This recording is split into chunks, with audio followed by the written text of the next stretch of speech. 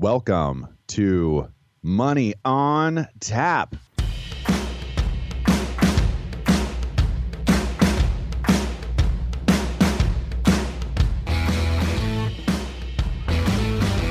Money on Tap, your personal finance headquarters, where we bring out the professionals' experience and some fun in what we call three-dimensional investing, utilizing insurance, brokerage, and fee-based planning.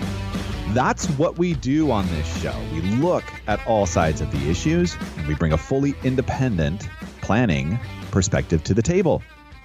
Welcome back. You're listening to Money on Tap. My name's Seth Krussman. And I'm Ben Brayshaw. So glad to have you aboard today. We have quite the show. As a matter of fact, I am really excited about this show because it's the giving show.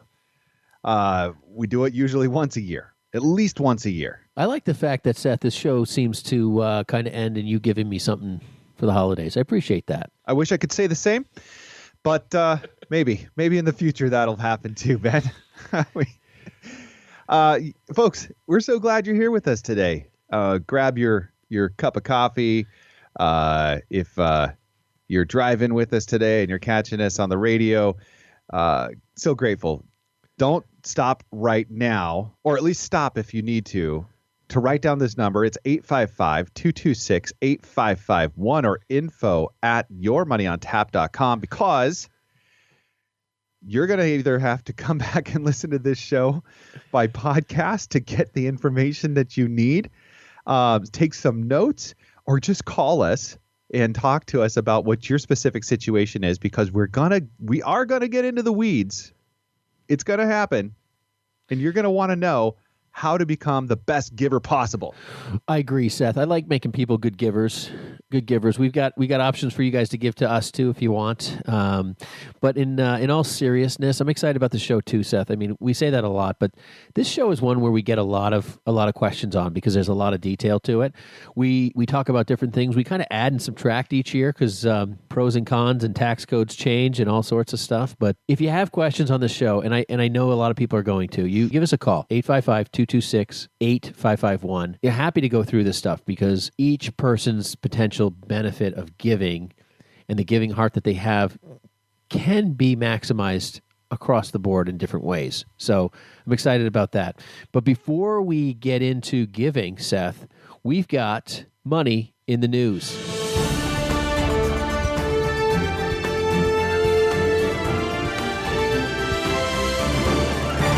Five G is where it's at. And we've got everything you need to know about 5G. And guess what? This is no surprise. We're getting a lot of this information from the Wall Street Journal today. And so this is a great article you can reference by Drew Fitzgerald and Timothy Martin and Stu Wu. There's three people involved in this, because it really does a great job of outlining what's going on with the 5G and the conversations. We have a lot of questions about it. Of course, there's the questions for us a lot of the time come back into, how do we take advantage of this for you? And how do we position you if this is a portfolio decision, or if this is, some kind of an investment? How can you take this opportunity to be involved or not?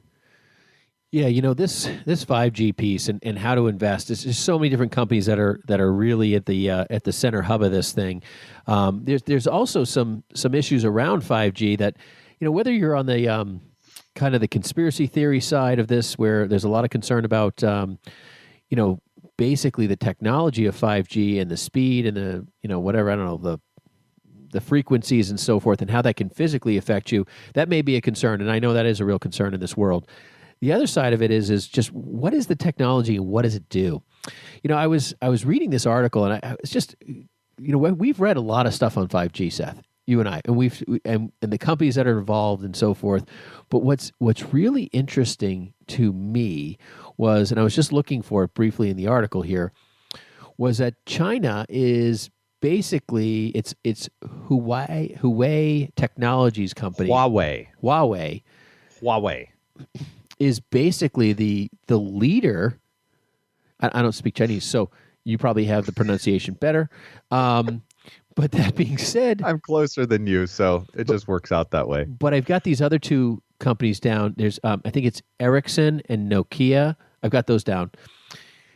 They're big in the supply side of this, but what's really scary is the U.S. House Committee in 2012 labeled the company Huawei or whatever a national security threat, arguing that its alleged state ties could allow Chinese government to use equipment to spy on global networks. End quote.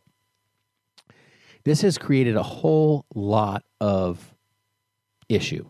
Now, this company has basically, to give you an idea, so China is so far ahead in this, they have 690,000 5G base stations that blast 5G signals. Mm-hmm. Guess, Seth, did you see how many the U.S. has? It's only 50,000. Yeah. That's what I was gonna say. It's like 50,000 in comparison.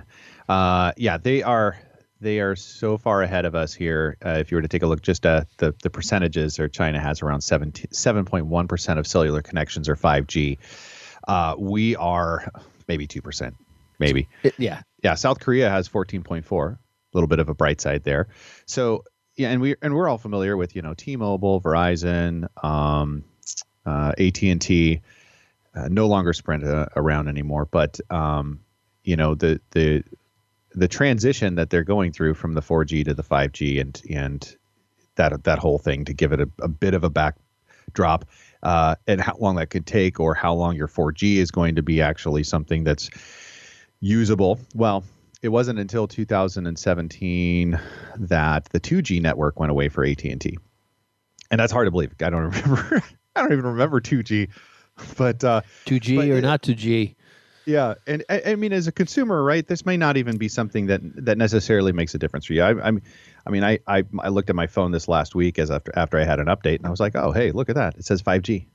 But I've had the phone for a while now, and Apple just hasn't even released anything until this last month that has 5G capability. So, is it that big of a deal?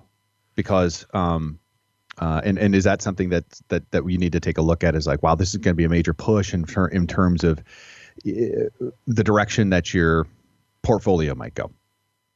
You may not see it yet, but there's a build out, there's an infrastructure, and those are some of the plays that are kind of in the forefront of the conversation of that people need to be paying attention to for how they're investing around this. There's a lot of users that are already that are using 5G. We're just not even really familiar or understanding at the moment what kind of a difference does that make. And I like one of the things here that takes this technology on the road, because some people are saying, hey, instead of having a copper connection for my Wi-Fi, or trying to use cable for that, will 5G be able to cover that? And so there's I'm trying to remember her name. She takes her Sprinter van and she goes on the road, and she basically solely uses the 5G connections for virtual reality systems and gaming systems. And the connection there was that you're not going to really experience a whole lot through your phone as far as a difference. Download speeds, yes. Yeah, because the games that you play on your phone don't require that stuff. Really, I mean, but what's crazy is for our listeners. I mean, probably the majority of our listeners are not probably worried about gaming. I would say, but some of them probably are interested. But let's talk about real time issues. Now, obviously, 5G. I mean, everyone understands 5G is faster than 4G. That's kind of the common understanding. But how fast? A phone downloading a movie, a full-length movie, okay, on 4G would take roughly 6 minutes. Okay, without obviously without whatever glitches maybe your phone might have inside any scenario and so forth. But a 5G can download a full-length movie in 15 seconds. 6 minutes compared to 15 seconds. Yeah, I got to say that I've got a pretty wide open network that I've got in my house. I think it's like a 500 download or something like that. That's pretty darn fast, or pretty wide. It certainly never seems to be enough. But I download a lot of like audiobooks and stuff like that. And I would kind of wait to hit my Wi-Fi network to do that before.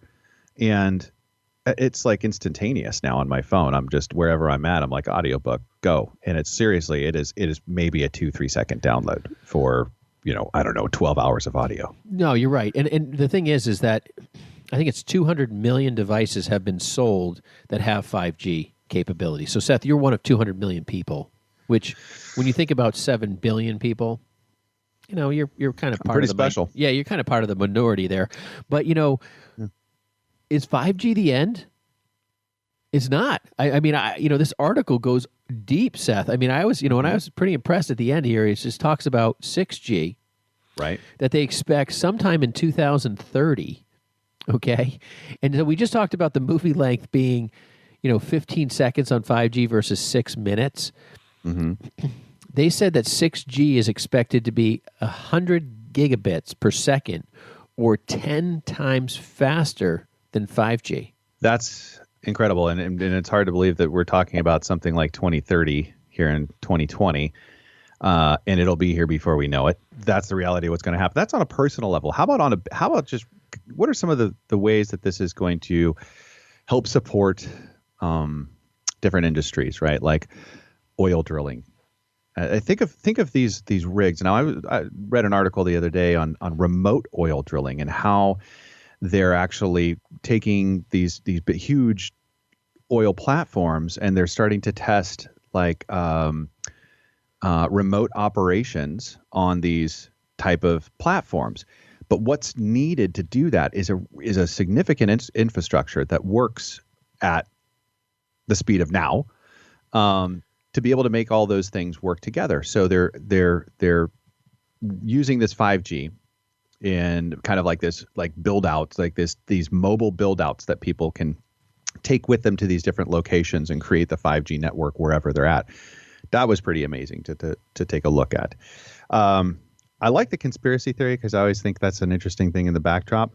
But I did like that also the FAA has a guide, or the FCC says that there's really a guideline here that they're not going over the established scientific evidence that has any link between the radiation and cancer or other illnesses. So I'm not going to necessarily put that to bed or put that to rest, but at the moment, that's a bit of a relief. Well, I think the one piece that's really driving a lot of this is that, they're going to have to canvass because of that point, Seth, and the radiation and the concern. And if you're just listening to us or just jumping in here, you're listening to Money on Tap. You can reach us at 855-226-8551, and we are talking about 5G wireless.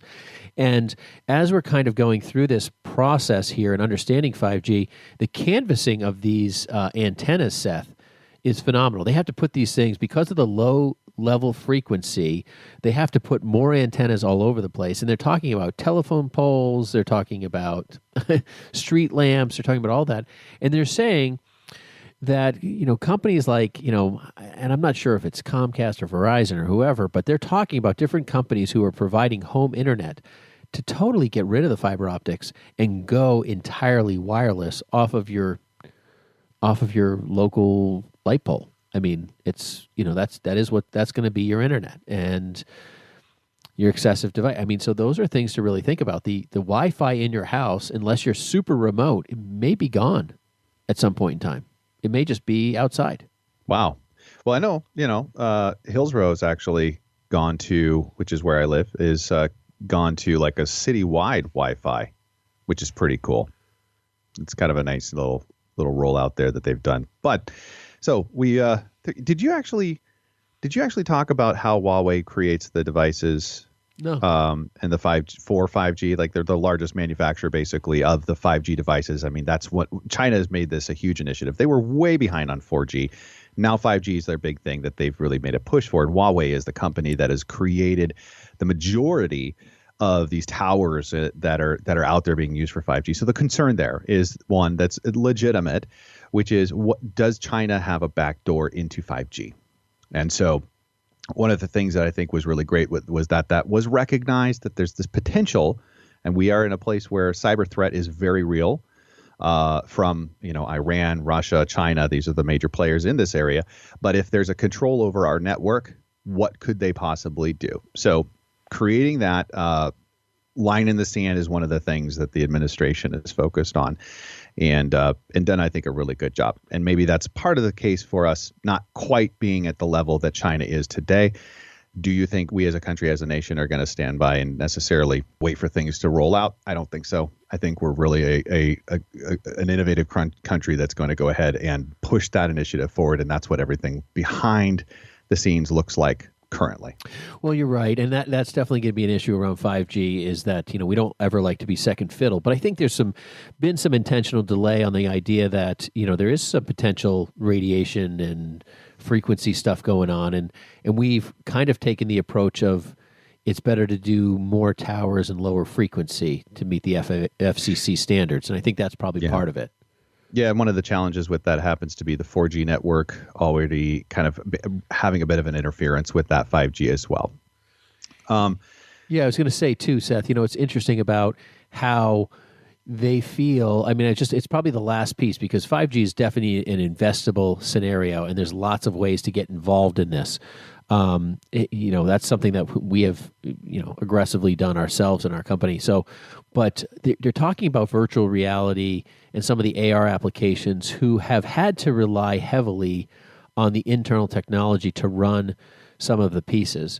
And, virtual reality and all of those pieces of, even running the oil drilling systems and even, electric running cars and all of that kind of stuff. They definitely believe 5G can get us there. A doctor could be doing surgery remotely. All of that is a reality in 5G, is basically what it looks like. But they said that because 5G is so fast, they're going to have to depend less on infrastructure locally. So like when you play games and you do things, like you have to have hard drives that run software. Like you're always doing big downloads. I see my kids, they download a game, it takes 10, 15 minutes. I mean, it really does. I mean, it's a process. With 5G, they will have to download less. There'll be less demand on the components locally, which then makes gaming remotely, I think, a potential investment scenario as well. I don't know.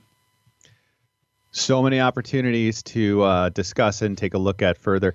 It's a great article, and thank you so much for all three coming together to do a little bit of a deeper dive and take a look at some of the scenarios and more of the coverage, because we get a lot of these things kind of trickling in, and there's this piece and that piece, but this really puts it together nicely. So thank you so much.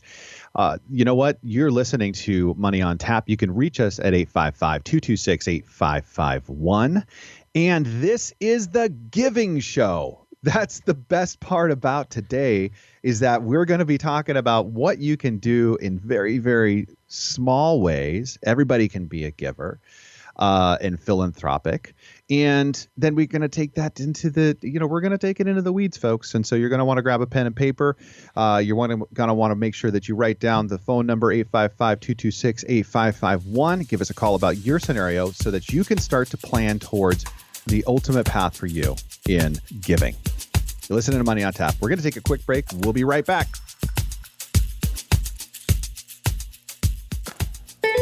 Hi, my name is Ben Brayshaw, one of the co-hosts of Money on Tap. If you have questions when it comes to your retirement and are looking for a personalized solution, contact us at Brayshaw Financial Group. In today's volatile stock market, we can help you plan to find your successful retirement solution. Am I saving enough? Am I saving into the right places? Do my investments match my appetite for risk? Do I have a tax strategy that is going to help me keep more of what I earn? How can I maximize my Social Security income? If you are like most people, you are getting closer and closer to your retirement and may be wondering if you're taking the right steps. If you're in retirement, you may be wondering, am I maximizing my income while preserving my estate and caring for my family? We talk about all things financial in what we call three-dimensional investing, putting a plan around your financial future. If you feel that now is the time to start getting the answers to some of these questions for your own situation, give us a call at Brayshaw Financial Group at 855-226-8551. Headquartered in Bedford, New Hampshire, we have offices throughout New England and across the country. We would love the opportunity to show you how we can help. There's absolutely no cost or obligation just to meet with us, and we welcome you to our office. Call us at 855-226-8551. More Money on Tap in just a moment. On this Cliff Notes edition of Money on Tap, we take a look back to a previous program where Ben and Seth offered some insights into some great places to retire. Here is a highlight from that show that focuses on a pretty good international deal. Seth, we've done a lot of shows on places to retire throughout the world and in the United States. We've done all sorts of different things. People have called us about, hey, where should I be retiring? Or what state? Is it Florida or Arizona? And what are the pros and cons to that? And we've done stuff on that. We've talked to people about that. But this is kind of a different slant of an article, and not necessarily worthy of a show, but probably worthy of a conversation for someone who's in this area. But Italy has said, we're just going to do a flat tax for anybody who wants to come live here, essentially. It's 100,000 of their currency, which I don't know what the actual currency exchange is on that. But currently, Italy's tax rate's 43%. So if you're making $500,000 a year, or you own a business, $1 million a year, you don't want to give away 43% of your money, but now you just got to clear 100,000. Yeah, so that's the income tax on all income generated outside of the country, right? So if you have your income domiciled outside of Italy, it's a flat tax, 100K or not. Yeah, 100. It is still 1,000 because it's a euro. It doesn't matter. 100,000 doesn't change necessarily because it's a dollar or a euro. It's still 100,000. Right. In the same currency exchange. Correct. Right. Yeah. So anyways, that 100,000 is capped. And so that could be a huge play if you have income outside of Italy, right? Now, the income inside of Italy is that 43%. That's pretty notable and high. But the great thing about this solution is you can figure out a way to get to create your income outside of Italy and cap that tax rate, which could become incredibly low compared to what you're doing right now. Yeah, basically, I kind of did some rough math, but you're looking at about, depending on the state you live in, whether you have state income tax or not, and New Hampshire and Oregon happen to be two states that don't, so that's kind of unique. But if you live in some of these other states, like Massachusetts or any of the other ones that's where you kind of get hit. But, somewhere between $275,000 and $300,000 of income, you're breaking even with a move to Italy. What was that again? $275,000 to $300,000 of income. You're breaking even with moving to Italy, almost somewhere. Yeah. So if you want, I love it. It's a dream come true for some.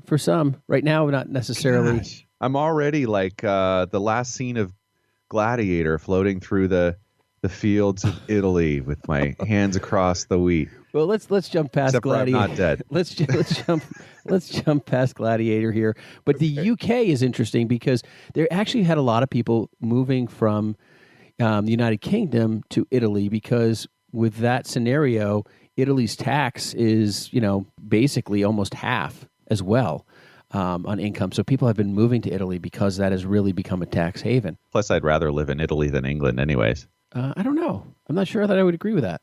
You don't think so? No, I don't know. I've been to England and I loved it. So, but you love pizza too. Yeah, sometimes. The article's kind of interesting though, Seth. I really did find it interesting that it jumped into 12 other countries that have a 0% tax rate, including Monaco. They talked about St. Kitts, Nevis. They went through all these different things. What's interesting about St. Kitts was that all you have to do is have a minimum investment with them of $115,000. Isn't that amazing? Yeah. Then at that point in time, you become a citizen or citizenship of some sort, and then you get access to 156 other countries. I'm not necessarily opposed to that, but it's a little close to some concerning countries off the shore of South America. But it seems to be safe enough, so it's definitely an option. Thanks for joining us for this Cliff Notes edition of Money on Tap, with great tips from the pros in three-dimensional investing, utilizing insurance, brokerage, and fee-based planning. Now here's more Money on Tap with Seth and Ben.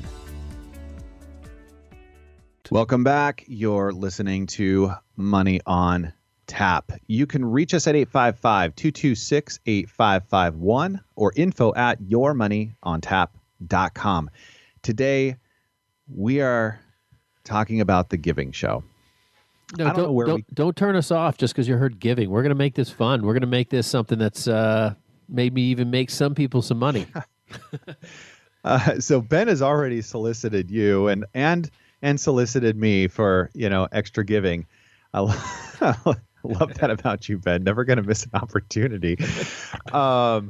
So, what's kind of interesting to me is like there's this idea of giving. There's this philanthropic idea, but there's so many different ways to do it. Okay, and there's so many other benefits that people don't even really count when they start going down this road of charitable mindedness or you're dead on. Yeah, the philanthropic. I ask people all the time, "Are you philanthropic?" And they're like, well, it's like, I'm not sure that I mean, I do things, and so forth. And then I do meet people that are, they're intense givers. I mean, they've got it all down. And then you have the person who's kind of mainstream, who would be, I give to my church, I give to the food pantry, I cover those bases, and they really are, sincere.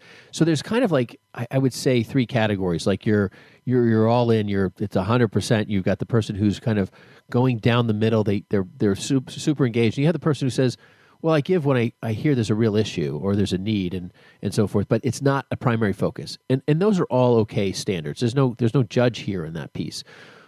But the thing about giving that people don't understand is that it's one of the things that creates the most wealth for some people out there. I mean, you look at like these, you look at Bill Gates, you look at these different, philanthropic, the Gates and Melinda Foundation.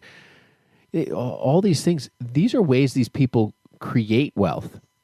Wealth is obtained and created through giving because there's all sorts of benefits on the tax side that help people a lot. And I'm excited to go through that because even if you're not necessarily driven by some philanthropic scenario, it's okay because we know there's things you'd probably give to if you felt like you had the ability to do it and it benefited you as well. And that's what I'm excited. That's the portion of the show that I'm really excited for, Seth.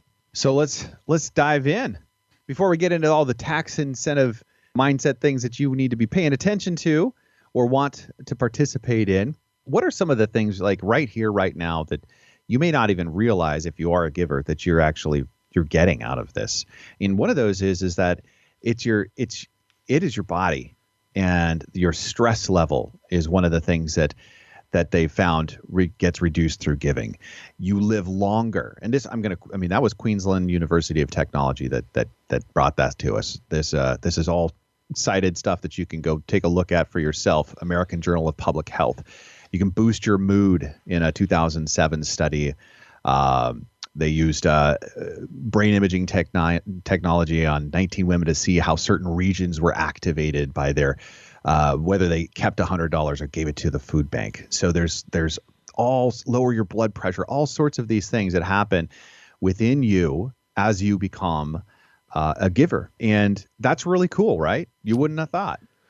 Yeah, I know. I mean, there's a ton of health benefits. We did a show on that a long time ago. I remember it was years and years ago that we talked about all the many health benefits that drive well-being, and the longevity in life was phenomenal. I can't even remember what the details on that, but that was so many benefits to giving and being charitably minded.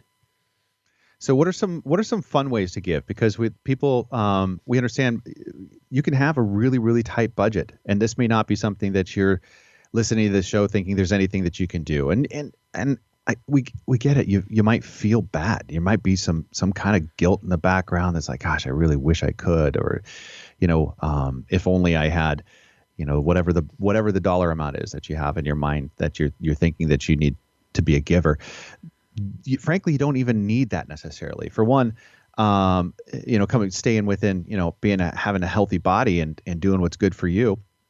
There's an app called Charity Miles, and I use this regularly when I'm going out for a walk, or you can do it when you're shopping, whatever. If you're out and you're walking, you can go ahead and click on this Charity Miles and go hit start, and it will donate because of your physical activity to a charity.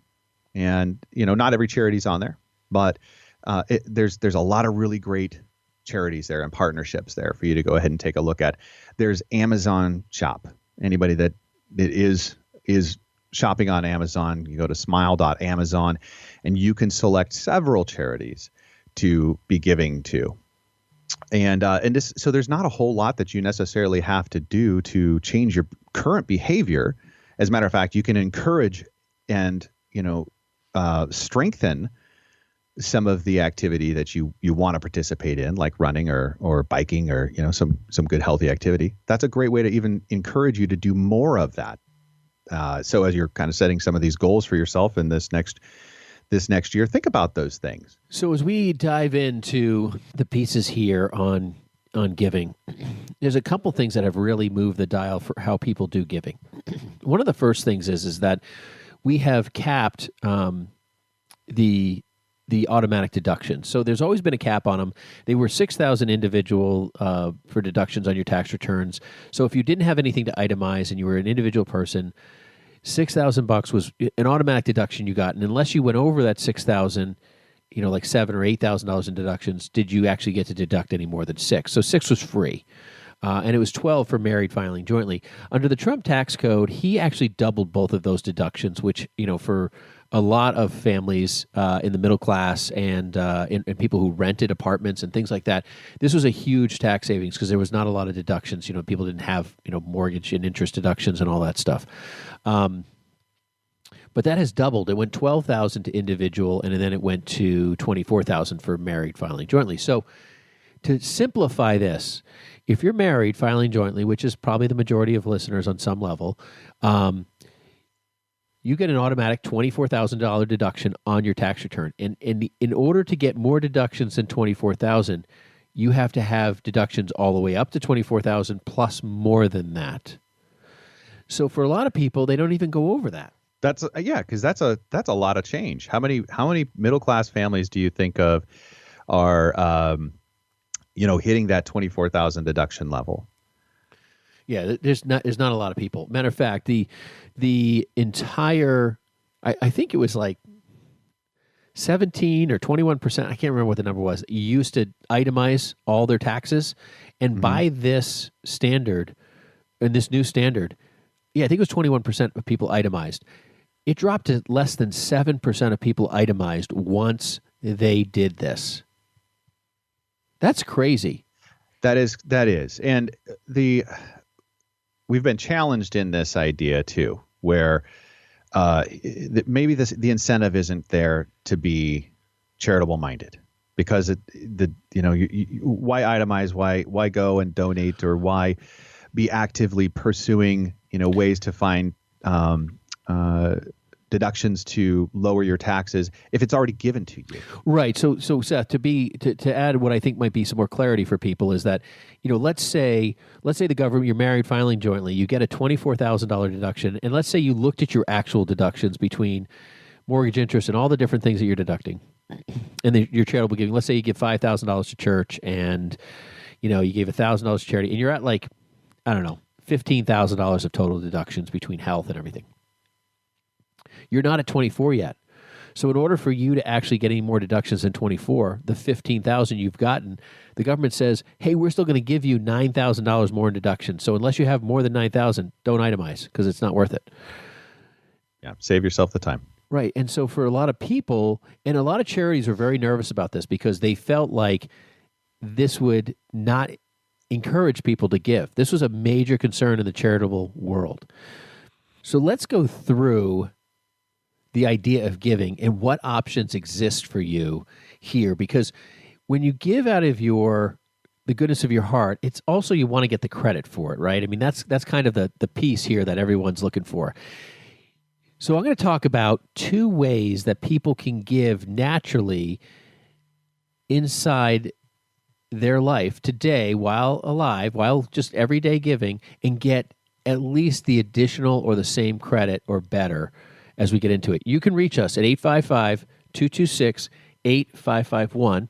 Again, that's 855-226-8551.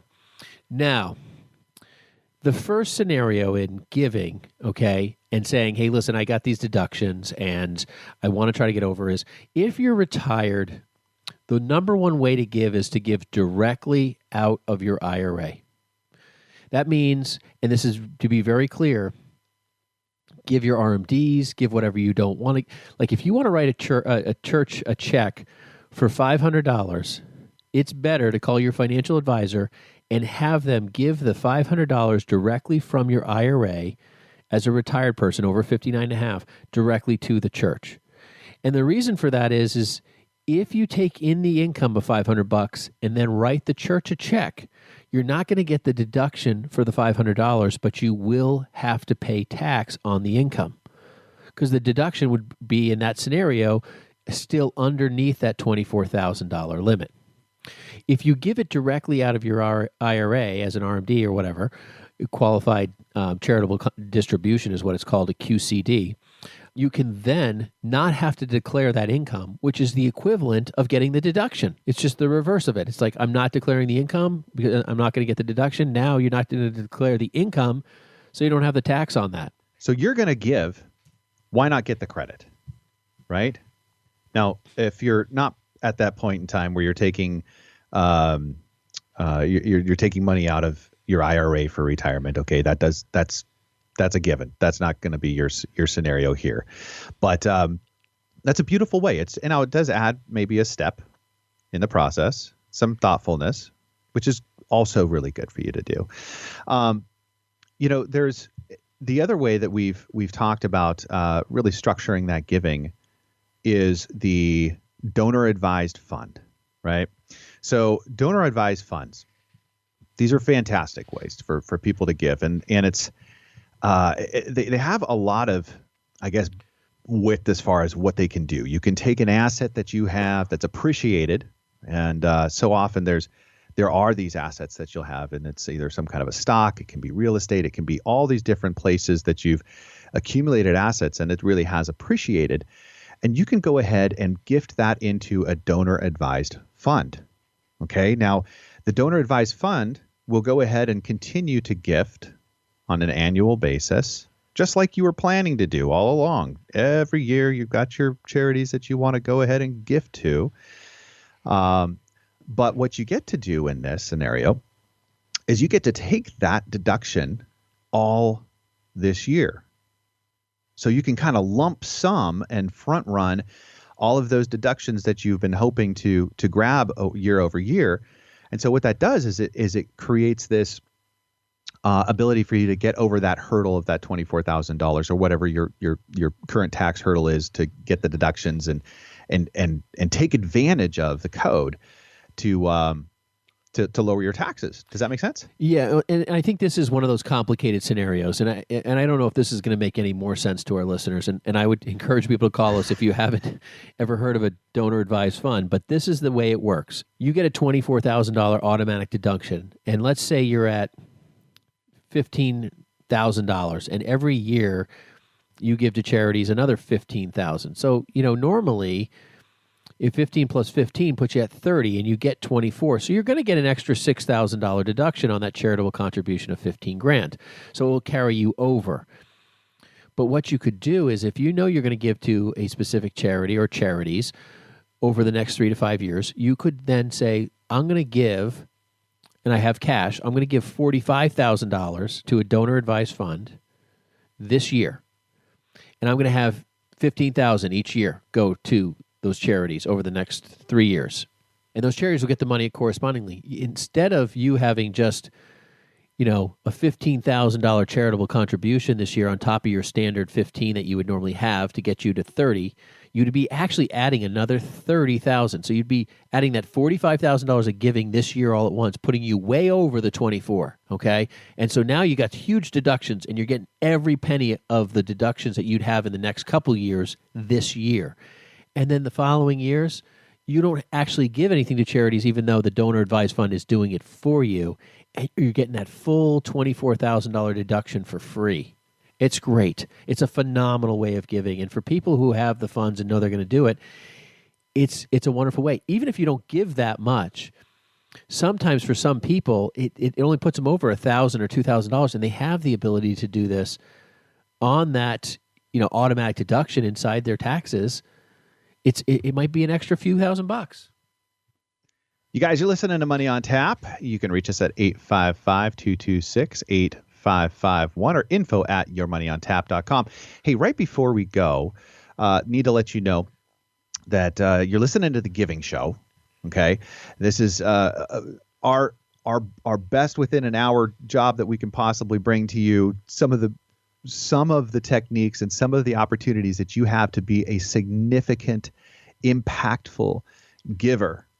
But some of the things that you also want to make sure of is that where you're giving is using the money wisely. And so many people are getting calls today from all sorts of charity organizations because it's that time of year, and they don't know that they have a resource out here, charitynavigator.org. CharityWatch.org or GiveWell.org will help you make sure that not only where you're giving does have the qualified charity status of a 501c3, that nonprofit status, but it will tell you how and rank them and tell you how well they're actually using those monies. So with that, we're going to take a quick break. You're listening to Money on Tap. We'll be right back.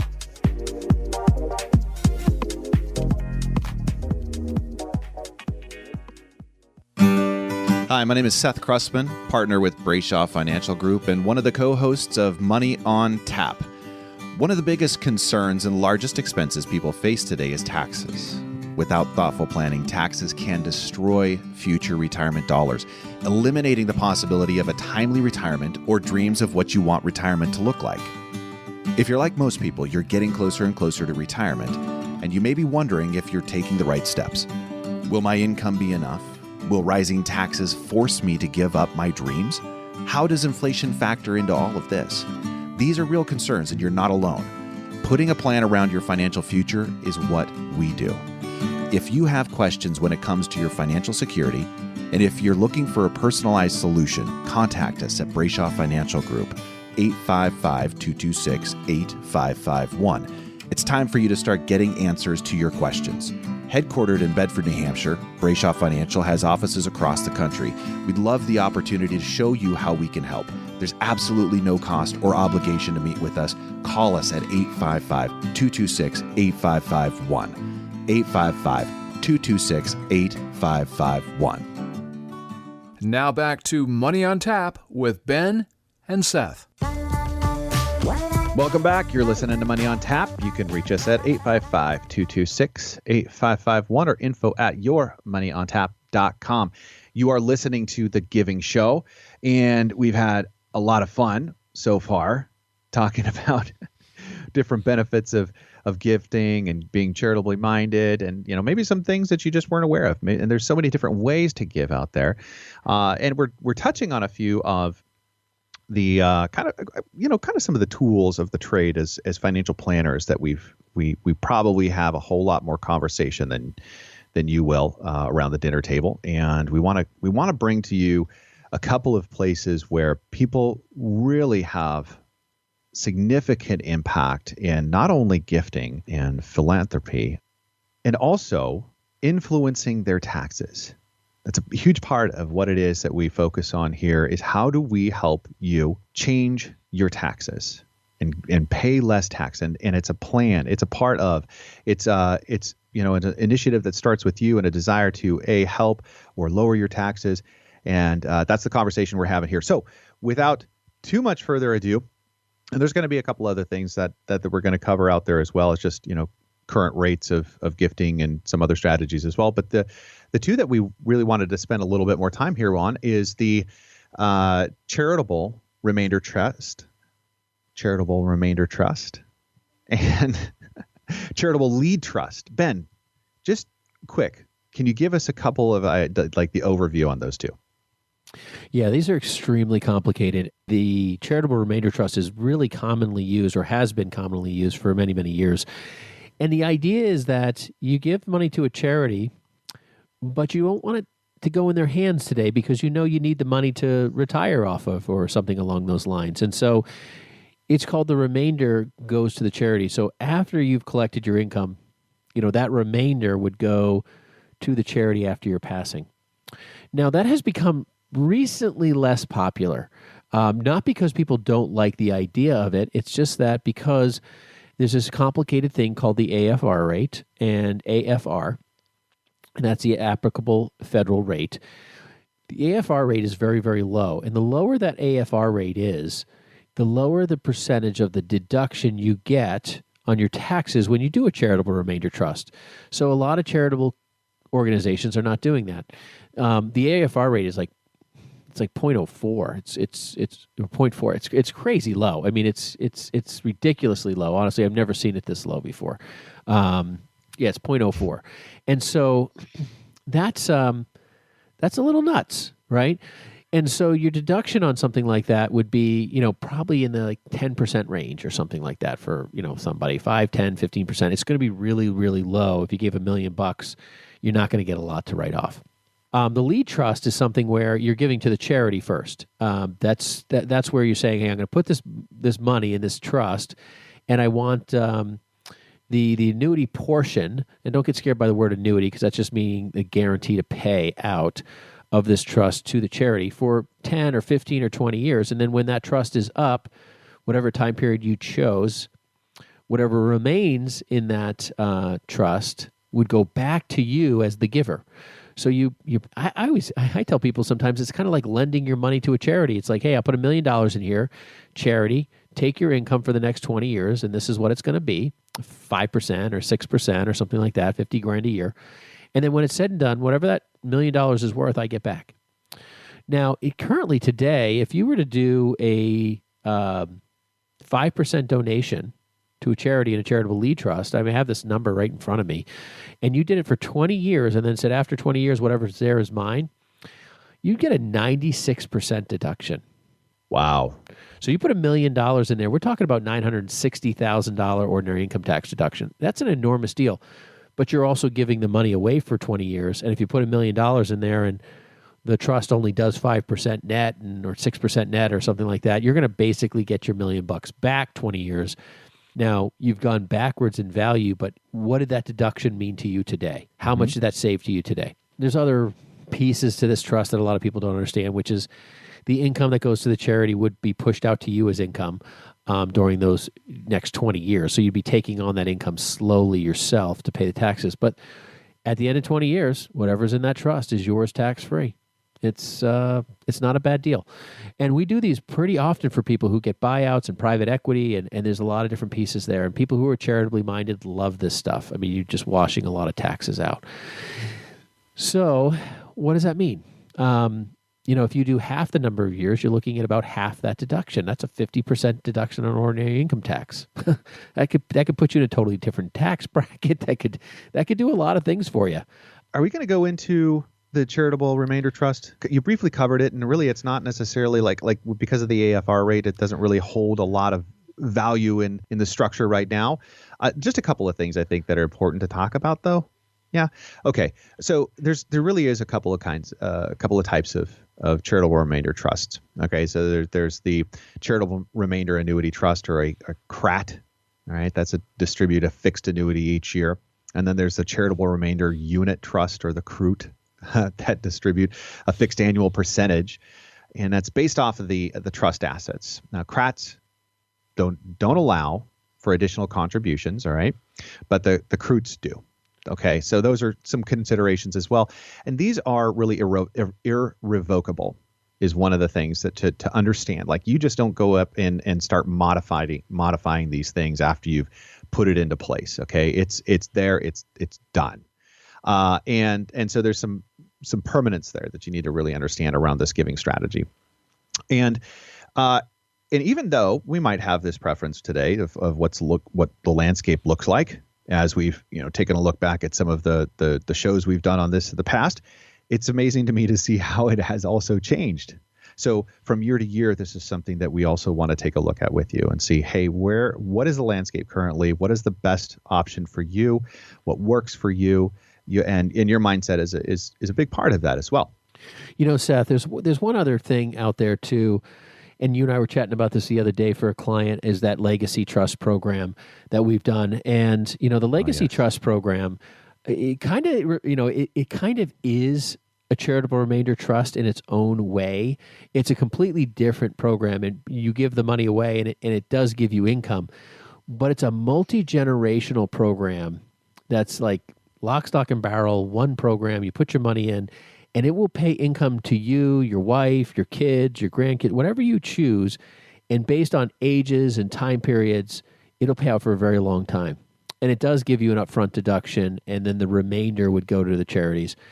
But that legacy trust piece where you create a very simplified version for somebody who's not looking to do a lot of money, doesn't want a lot of trust work, the legacy trust program is it's kind of like buying the app on your phone. It's already ready to go. You install it and boom, it's done. It's not your own. You don't have to write your own trust.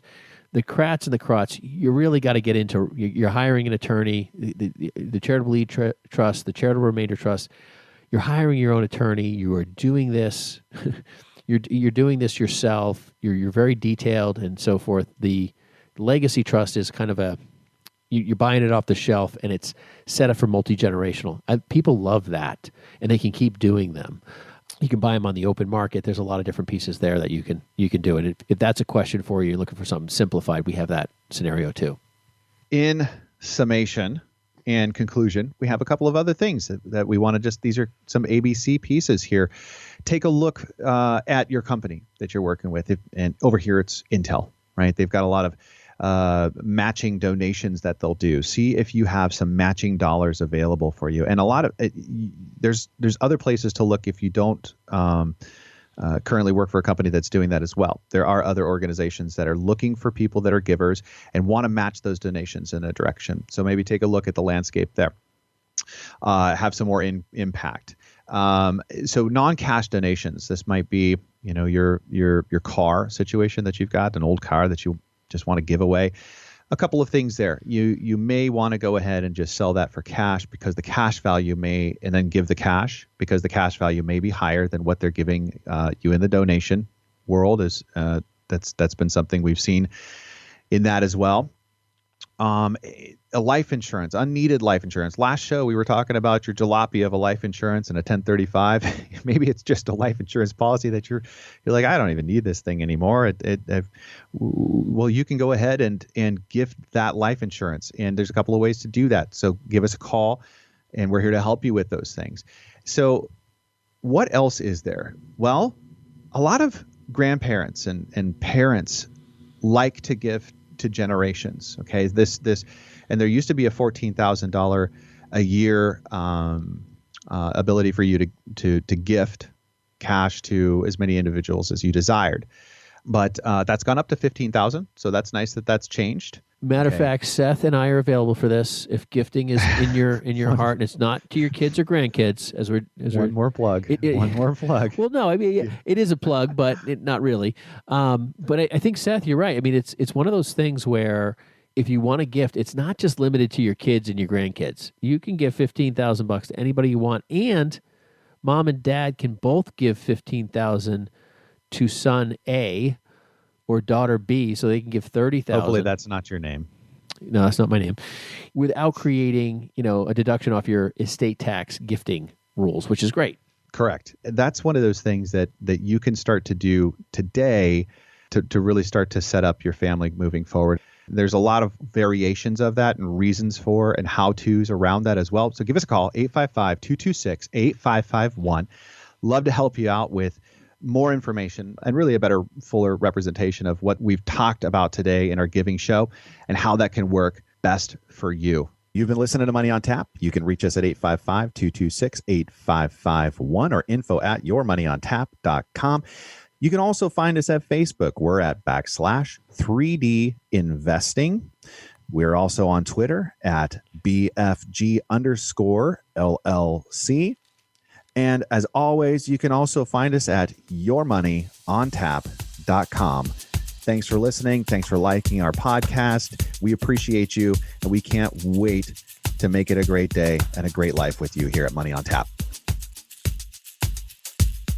The views expressed are not necessarily the opinion of this radio station and should not be construed directly or indirectly as an offer to buy or sell any securities mentioned herein. Investing is subject to risks, including loss of principal invested. No strategy, product, material, or tool mentioned can assure a profit nor protect against loss. Please note that individual situations can vary. Therefore, the information, products, materials, or tools mentioned should be relied upon when coordinated with individual professional advice. Past performance is not a guarantee of future results. results. This show may be subsidized in whole or in part by a product sponsor or issuer. Securities and advisory services offered through SagePoint Financial Incorporated, member FINRA SIPC, and a registered investment advisor. All other services offered through Brayshaw Financial Group LLC are independent of SagePoint Financial. SagePoint Financial and Brayshaw Financial Group do not provide tax or legal advice. Main office is located at 116 South River Road, Bedford, New Hampshire, 03110, and can be reached at toll-free 855-226-8551. Well, bye.